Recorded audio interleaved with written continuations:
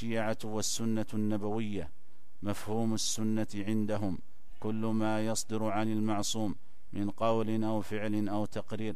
جاء في بحار الأنوار أن جعفرا قال: إن منا من ينكت في أذنه، وإن منا لمن يؤتى في منامه، وإن منا لمن يسمع صوت السلسلة تقع على الطشت، وإن منا لمن يأتيه صورة أعظم من جبرائيل وميكائيل. التوقيعات، ويراد بها توقيعات الإمام المنتظر في جواب مسائل الشيعة. موقفهم من مرويات الصحابة. جاء في كتاب أصل الشيعة: إن الشيعة لا يعتبرون من السنة إلا ما صح لهم من طرق أهل البيت، أما ما يرويه مثل أبي هريرة وسمرة بن جندب وعمرو بن العاص ونظرائهم فليس لهم عند الإمامية مقدار بعوضة. و صدها کار دیگر که دولت انجام داده. آیا اینها دروغه؟ میگن دولت بیادبی میکنه. ما به کی بیادبی کردیم؟ کلام مولا امیرالمؤمنین اینه که اگر کسی دستاندازی به بیت المال کرد باید باش برخورد کنید، آبروشو ببرید. کسی زیاده خواهی کرد آبروشو ببرید. البته اجرای عدالت سخته، ما میدونیم. کسانی بودن در کنار پیامبر خدمت کردند، شمشیر زدن، در یک مقطعی خادم بودن، حتی مدال گرفتن، اما وقتی اجرای عدالت اومد میون با شمشیر در برابر عدالت ایستادن.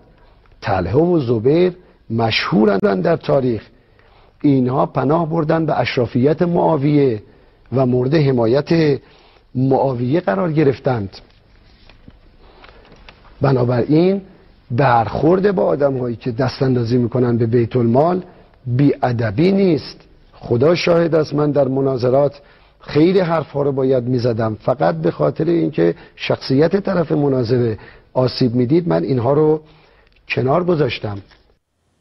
الشيعة والتكفير: كل من أنكر إمامة الاثني عشر كفر. قال ابن بابويه في الاعتقادات: واعتقادنا في من جحد إمامة أمير المؤمنين والأئمة من بعده أنه بمنزلة من جحد نبوة الأنبياء. ويقول نعمة الله الجزائري في كتابه الأنوار النعمانية: لم نجتمع معهم، أي أهل السنة، على إله ولا نبي ولا على إمام، وذلك أنهم يقولون إن ربهم هو الذي كان محمد صلى الله عليه وسلم نبيه وخليفته بعده أبو بكر، ونحن لا نقول بهذا الرب ولا بذلك النبي، بل نقول إن الرب الذي خليفة نبيه أبو بكر ليس ربنا ولا ذلك النبي نبينا. كل الصحابة وأهل البيت كفار إلا ثلاثة. جاء في رجال الكش عن أبي جعفر قال: كان الناس أهل الردة بعد النبي صلى الله عليه وسلم إلا ثلاثة. يا ذاكر الأصحاب كن متأدبا واعرف عظيم منازل الأصحاب. هم صفوة رفعوا بصحبة أحمد وبذاك قد خصوا من الوهاب. يا ذاكر الأصحاب كن متأدبا واعرف عظيم منازل الأصحاب. هم صفوة رفعوا بصحبة أحمد وبذاك قد خصوا من الوهاب. هم ناصروا المختار في تبليغه فجزاهم الرحمن خير ثواب. ما بال أهل الغي طال لسانهم وتجرؤوا ورموهم بسباب. سبوا خيار الخلق من لهم العلا ولهم مقام في ذرى الأحساب. من قبل صرح أعوج عن حقده في سب شيخ متق أواب.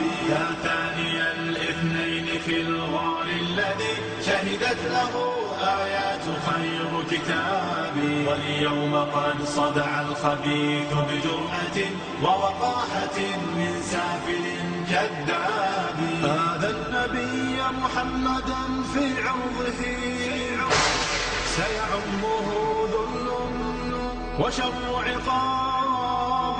هذا النقية بنت خل المصطفى فليخسأن فسعيه كسراب. هاتيك أم المؤمنين فضلها يروى لنا في سورة الأحزاب. يا أم إني قد كتبت مدافعا والدمع مني كالندى المنساب. من ذاك يجرؤ أن ينال لسانه من زوج خير العجم والأعراب. يا من زعمتم حب آل نبيكم أخلت جماجمكم من الألباب. تمشون في درب الضلال معتب قد أخفيت عثراته بضباب. يا ذاكر الأصحاب كن